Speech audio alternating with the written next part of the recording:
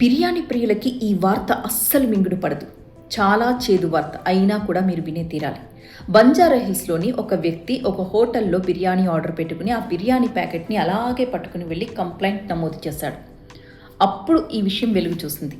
ఆ వ్యక్తి ఆర్డర్ పెట్టుకున్న బిర్యానీ రాగానే ఓపెన్ చేశాడు. పొగలు కక్కుతూ ఉంది, కానీ దుర్వాసన, లోపల అన్నమంతా జిగురు జిగురుగా ఉందట.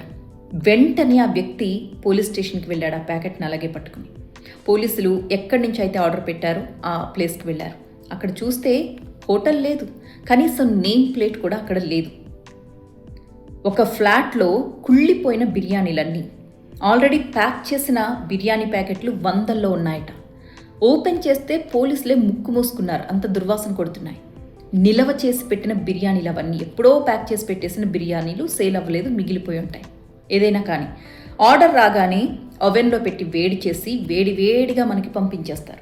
దాన్ని మనం అలా వేడిగా ఆరగించేస్తూ ఉంటాం. నిజానికి వేడి మీద మనకి దుర్వాసన వచ్చినా, అది పాడైపోయినట్టు అనిపించినా మన సెన్స్ గ్రహించదన్నమాట. ఇలా ఎన్ని హోటల్స్ ఉన్నాయో. ఈ వ్యక్తి బయటకు వచ్చి కంప్లైంట్ ఇచ్చాడు కాబట్టి పోలీసులు అక్కడికి వెళ్ళి చూశారు కాబట్టి అసలు అక్కడ హోటలే లేదు, ఒక ఫ్లాట్లో పొట్లాలు పెట్టి అమ్మేస్తున్నారన్న విషయం మనకి వెలుగులోకి వచ్చింది. ఎంత డేంజర్ కదా ఇలాంటివన్నీ. కొన్ని సందర్భాల్లో ఫుడ్ పాయిజన్ అయి ప్రాణాలే పోతాయి.